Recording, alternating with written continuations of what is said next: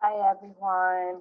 I am going to attempt to do your direct instruction for lesson 8, which is your week 5 um, assignment.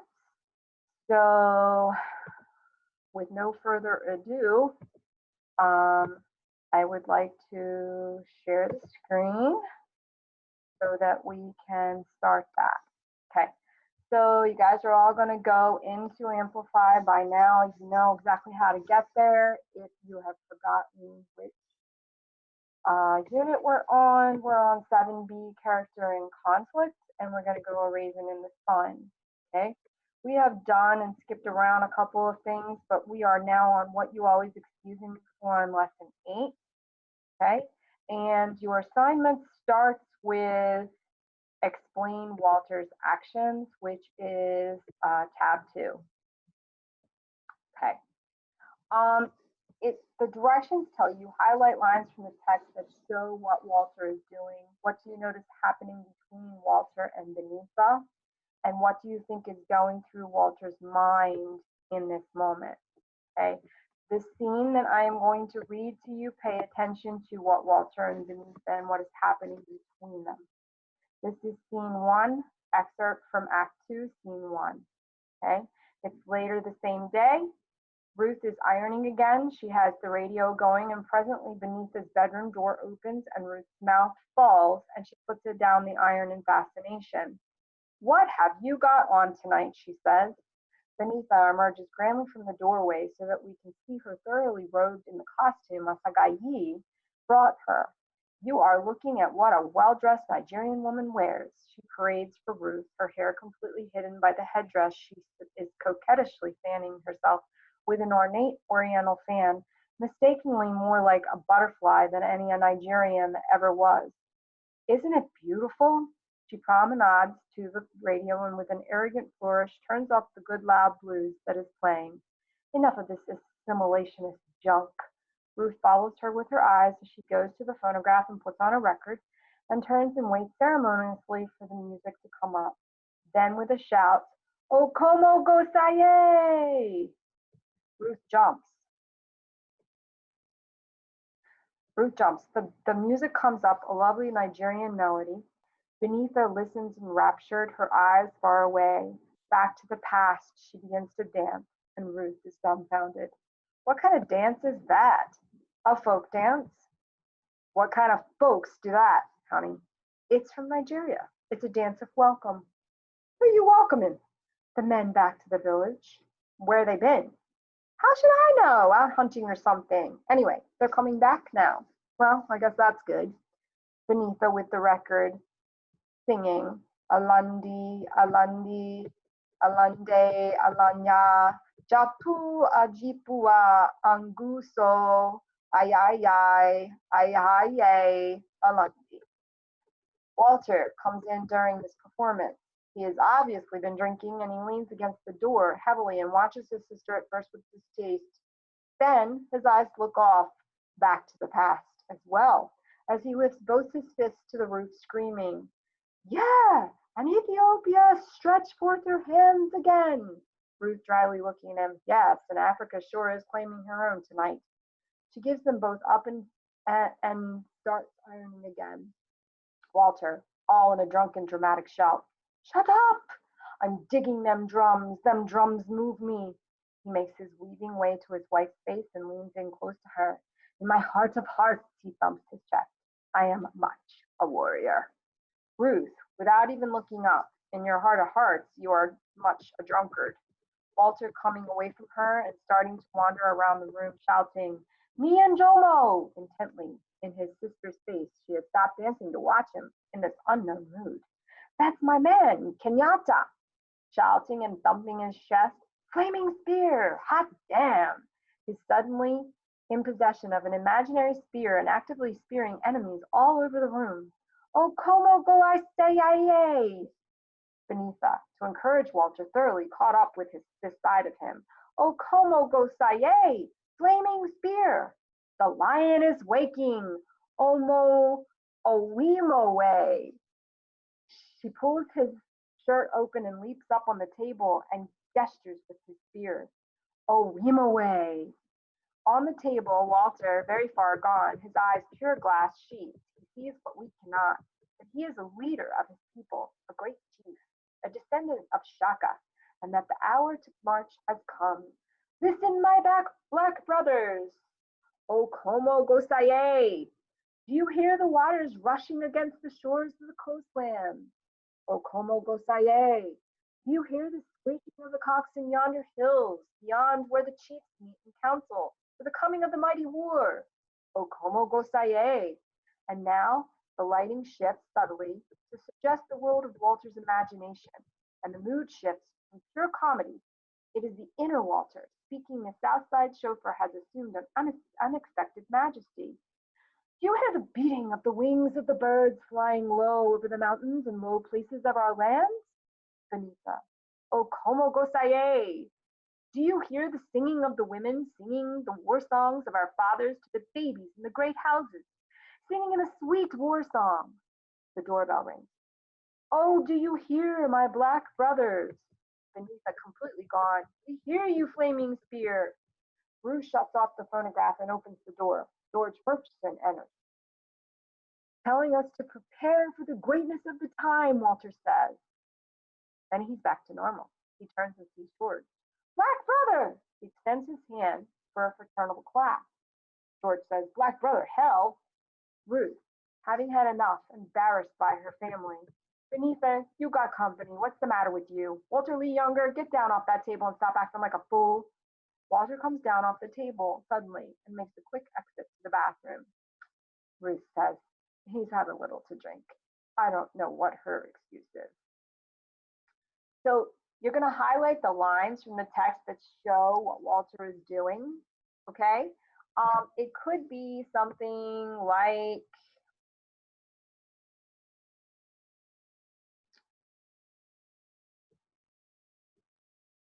these stage directions right here where he's going all over the place and you've got an imaginary spear. That would be one place that you could highlight the text showing what Walter is doing, okay? What do you notice happening between Walter and Benita? They are connecting in a way that they haven't before.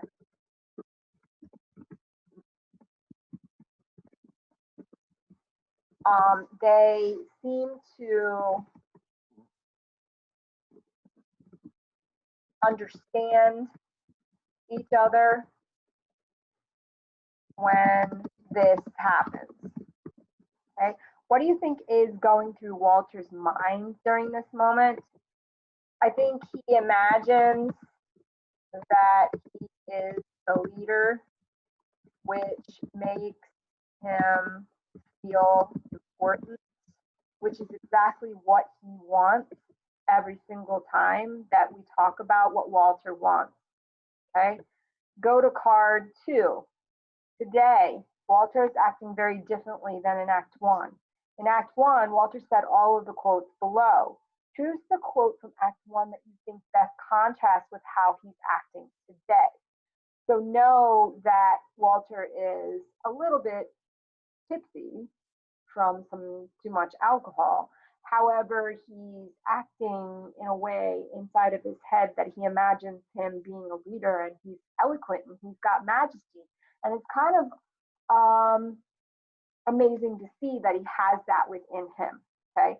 So what definitely completely contrasts to that, will somebody please listen to me? I'm a grown man.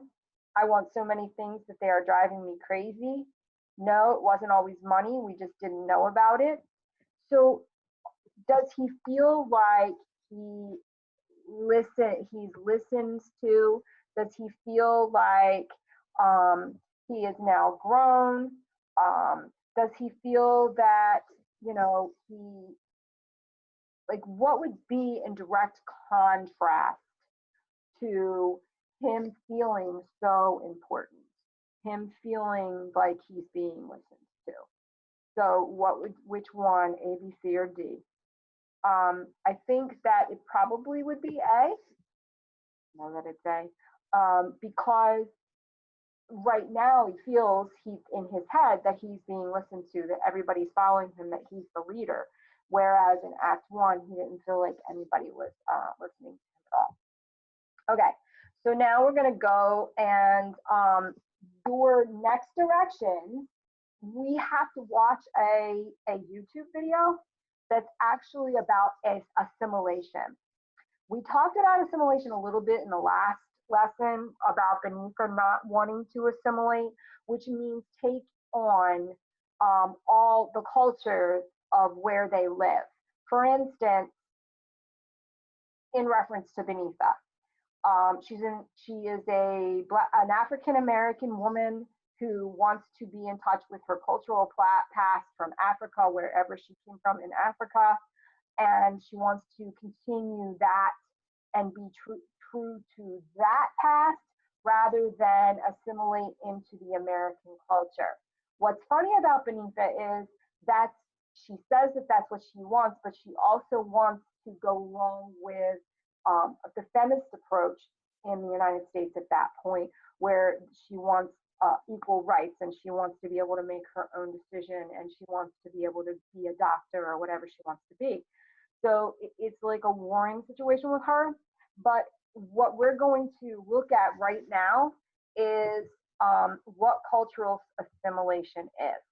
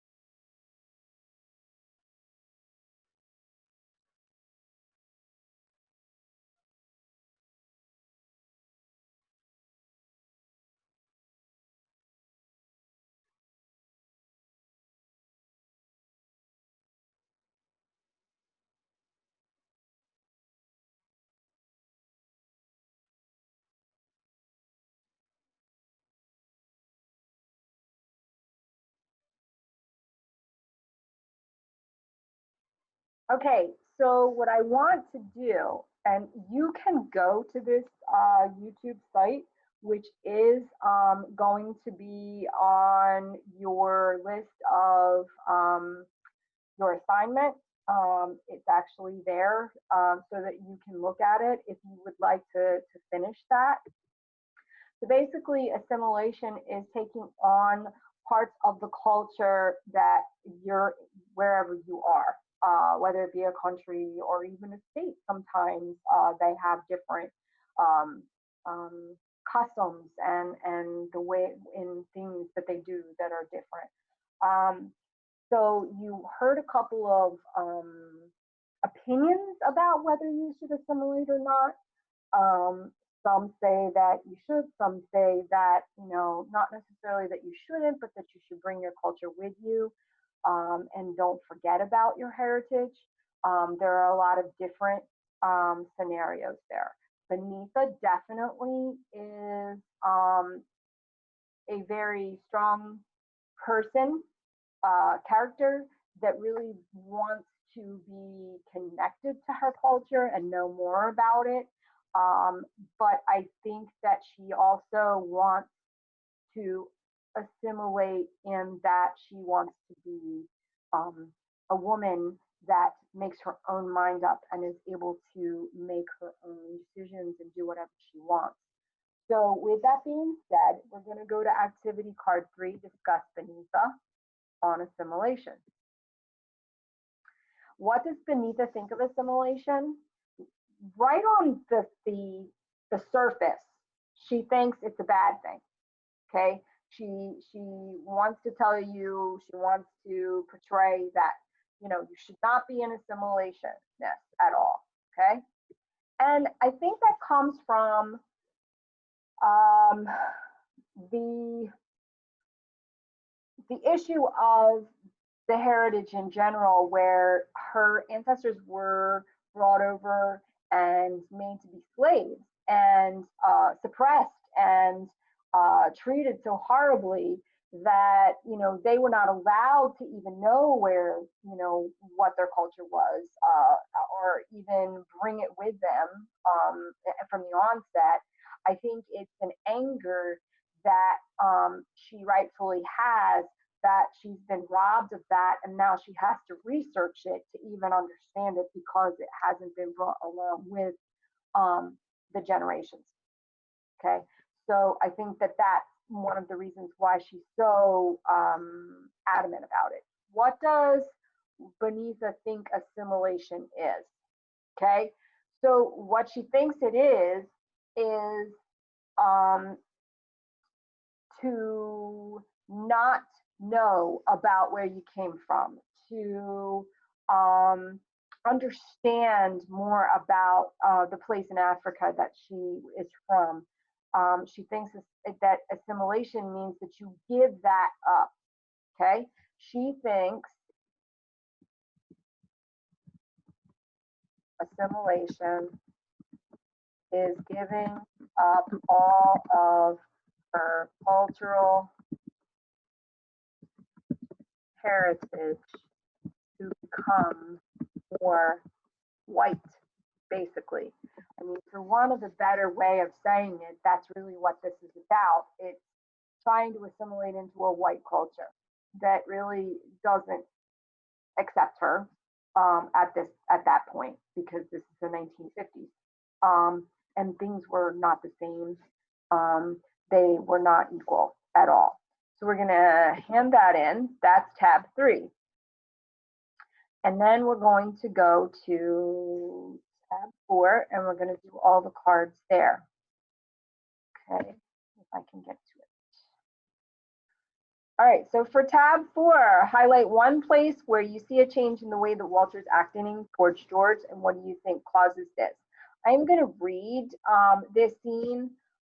This is after Benita goes into change, and Walter is still in the room with Ruth, and George is waiting for Benita to take her to a play. All right, so Walter says, New York ain't got nothing, Chicago ain't, just a bunch of hustling people all squeezed up together being Eastern. He turns his face into a screw of displeasure. Oh, you've been, George says. Plenty of times.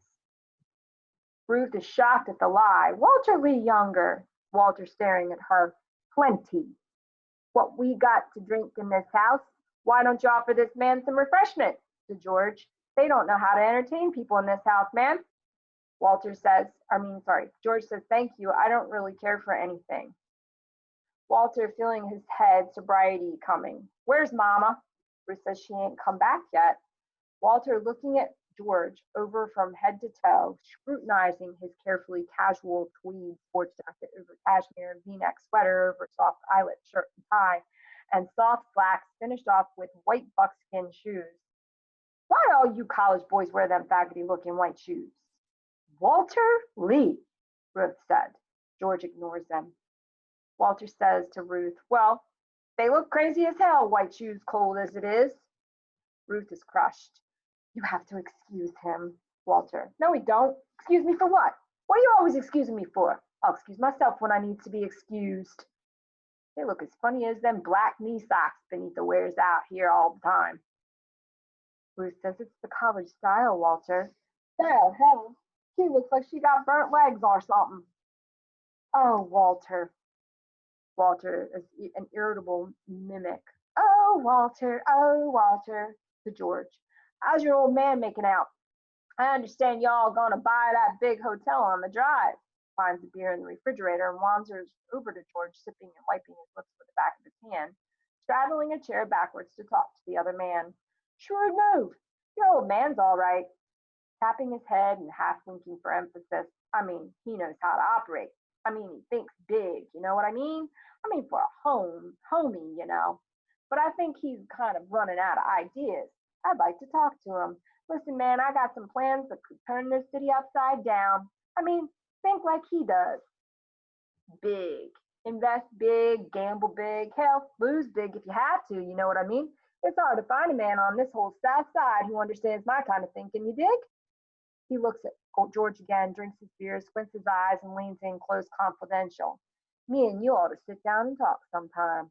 Man, I got me some ideas, George says with boredom. Yes, sometime we'll have to do that, Walter. Walter, understanding the indifference, is offended. Yeah? Well, you get the time. I know you are a busy little boy. Walter, please, Ruth says. Walter bitterly hurt. I know I ain't nothing in this world as busy as you colored college boys with your fraternity pins and white shoes. Ruth covering her face with humiliation. Oh, Walter Lee. I see you all the time, Walter says, with the books tucked under your arms, going to your classes. And for what? What the hell are you learning over there? Filling up your head with the sociology and the psychology. But they teaching you how to be a man, how to take over and run the world. They teaching you how to run a rubber plantation or steel mill? No, just talk proper and read books and wear them faggoty looking white shoes. George looking at him with distaste, a little above it all. You're all wrapped up with bitterness, man. Walter intently, almost quietly between the teeth, glaring at the boy. And you? Ain't you bitter? Ain't you just about had it yet? Don't you see those stars gleaming that you can't reach out and grab? You're happy? You contented son of a bitch. You're happy? You got it made? Bitter? Man, I'm a volcano. Bitter? Here I am, a giant surrounded by ants. Ants who can't even understand what it is the giant's talking about. Ruth, passionately. Oh, Walter, ain't you with nobody? No, 'cause ain't nobody with me. Not even my own mother. Walter, that's a terrible thing to say. Beneatha enters dressed for the evening in a cocktail dress and earrings. Her hair is natural. Well, hey, George says. Crosses, thoughtful with emphasis since this is a reversal. You look great. Walter, seeing his sister's hair for the first time. What's the matter with your head? Beneatha, tired of the joke, says, I cut it off, brother. Walter, coming close to inspect it and walking around her. Well, I'll be damned. So that's what they mean by the African bush. Beneatha. Ha ha. Let's go, George. George looking at her. You know something? I like it. It's sharp. I mean, it really is. He helps her into a wrap. Yes, Ruth says. I think so too. She goes to the mirror and starts to clutch on her hair. And Walter says, oh, no. You leave yours alone, baby. You might turn out to have a pin-shaped head or something. See you all later, Beneatha said. Have a nice time, Ruth says. Thanks, George says. Good night. Half out the door, he reopens it, and he says to Walter, good night, Prometheus. Highlight one place where you see a change in the way that Walter is acting towards George. What do you think causes this change? Okay, so basically, one of the things that he does is he changes his tactics about, and I've got to get rid of this because this is not what I want. Okay, so he changes his tactics. At first, he's very like bitter towards him, but then he wants to sit down and talk with him about business because he may want something out of George to get to his father so that maybe his father can help Walter with what he's thinking, like his business ventures. So he has, you can tell that he has that thought. Okay. So that place there would be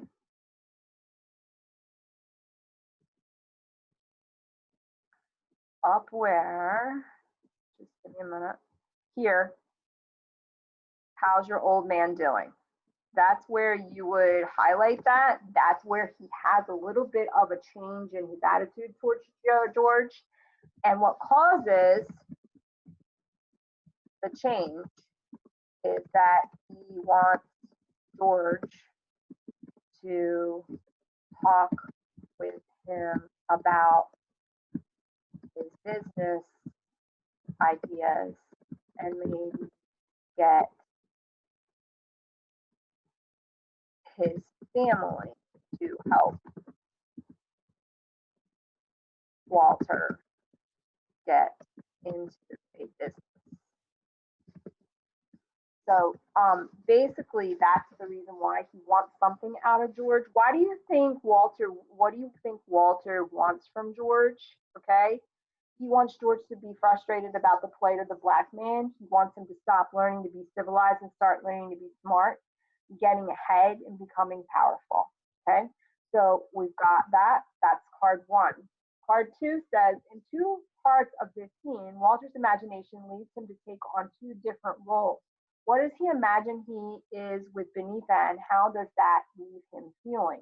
Okay, so that goes back to him doing the whole thing about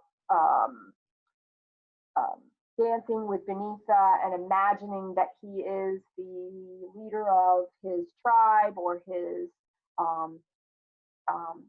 village.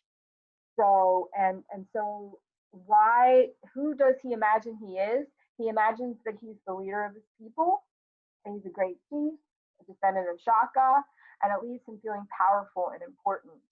So if you look for this, the actual answer is going to be, when you go down, it says here, Walter coming away from her and staring to wander around the room intently.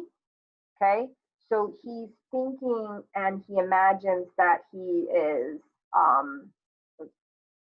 the leader. Okay, who does he imagine he is? That is, he's okay. When with George, when George enters, he's still kind of ending that whole imagination part, that scene where he's thinking that he is the leader of the pack, and so he looks at George over, and he carefully feels like, I'm sorry, he feels like he is his equal. Hey, my black brother, is what he says. And he wants to be his equal. It leaves him feeling unworthy when George doesn't reciprocate it. So that would be number 4. You're going to save and continue and go to card 3. What is Walter's opinion of assimilation? He thinks it's a good thing because he thinks that you can get ahead that way.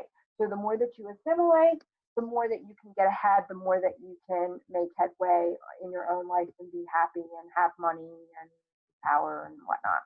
Okay, so this next part is actually your writing piece. And yes, you do have to do it. This is going to be on card 2. And your question is, think about Walter's opinion on assimilation.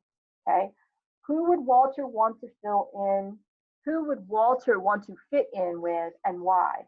Okay, so think about this. This has got to have at least 100 words. You have to use race, restate, answer, cite evidence, give examples, or explain. Okay, but with that, I'm going to give you a couple of clues on this. Remember, Walter thinks that assimilation is a good thing. Who does he want to fit in with? He wants to fit in with people like George and George's father. He wants to fit in with people that have money and that with power. He wants to fit in with the white man that he works for as a chauffeur. He wants to be able to be on the same level. Okay, feel like he has that power. Feel like that people listen to him. Okay, those are the people that he wants to fit in with.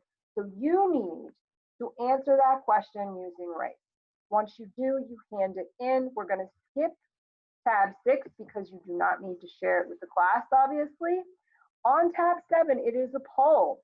Would Walter have more access to money and a better chance to reach his goals by assimilating? This is really your opinion, okay? It's not about being right or wrong. It is just a poll of to see what you're thinking. Do you, because there are people that don't think that assimilating is a good thing. There are people that think that you should have a balance of, trying to take on the culture in which you live, but also being true to what your heritage is.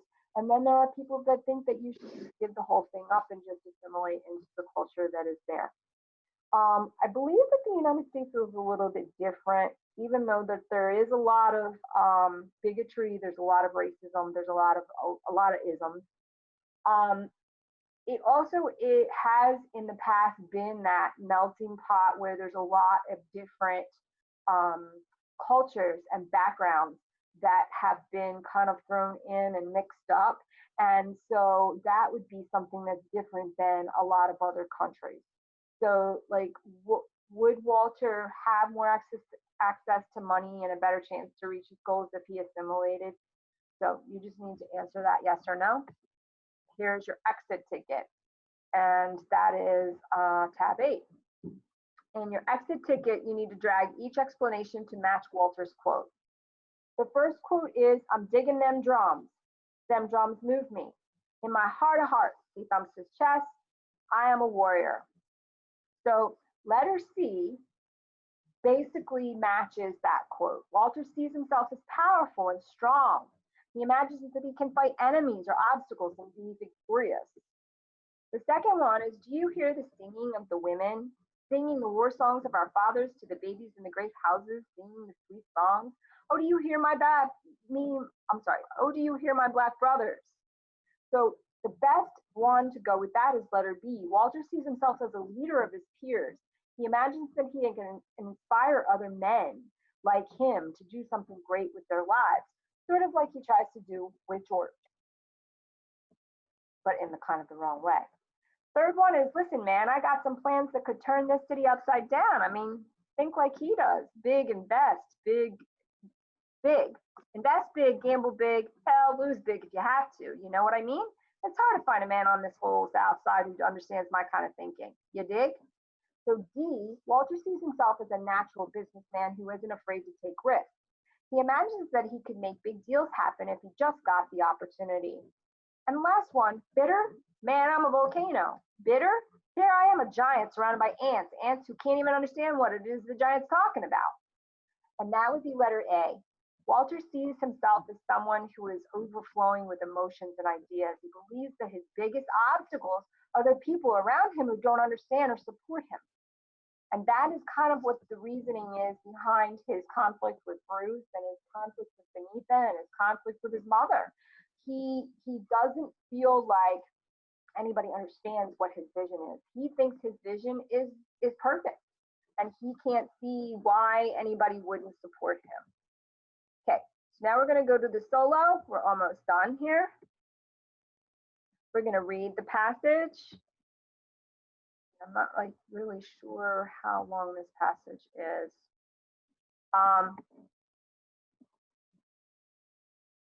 Okay, so I will read this to you.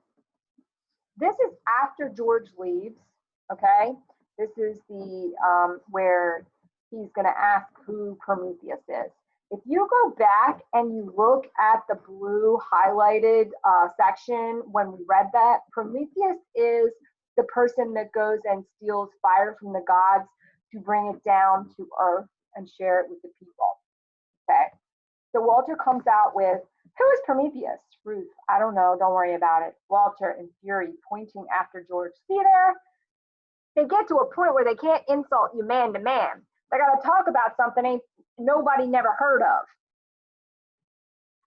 "How do you know it was an insult?"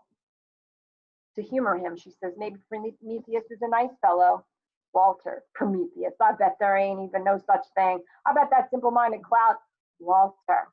She stops what she's doing and looks at him. Walter yelling, "Don't start." "Start what?" "You're nagging.